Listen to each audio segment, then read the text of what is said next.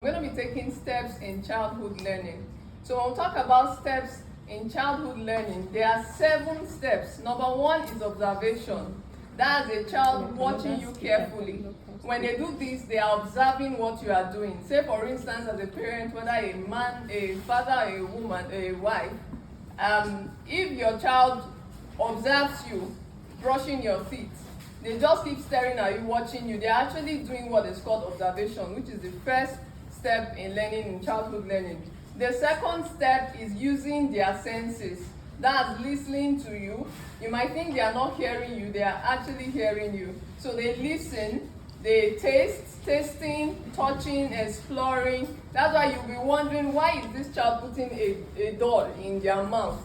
They want to know if it's food, they want to know what this thing is exactly. So that is also a step in learning. So I've mentioned observation, and I said the next step is using their senses. The third step in childhood learning is questioning. They want to know everything. I know some of us parents, maybe your child is in that stage right now and you are feeling frustrated. Don't be. It's a normal thing in learning process. So the questioning stage, they want to understand why, how. So when you say come and brush your teeth, the next thing you're hearing is why. So it's your duty to teach them, to let them know why they should brush their teeth. So that is the third step in childhood learning. For the fourth step is imitation.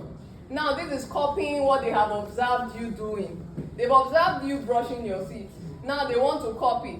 They take their toothpaste when you are not there, and they are trying to, mimic or copy what you've done. That is imitation. That's the fourth step in childhood learning.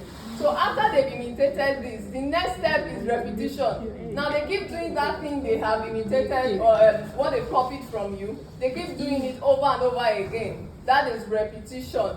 They brushed in the morning, and you see them with their toothbrush again, say 2 hours later or in the afternoon. Now you're like, how many times are you going to brush today? It's repetition for them. That is the fourth step in childhood learning. Then after repetition, the next step is demonstration. They want you to see that they can do this thing. So they come and meet you and say, Mommy, I want to brush. Come and watch me. Come and see. Come and see. It might not be brushing. It can be any other thing. Come and see me ride my bicycle or what have you. So now they want to demonstrate, telling you that they can do this thing. So when you are there looking at them demonstrating to you, if the child is not brushing properly, it's your duty to now say, okay, let me help you. This is how you should do it.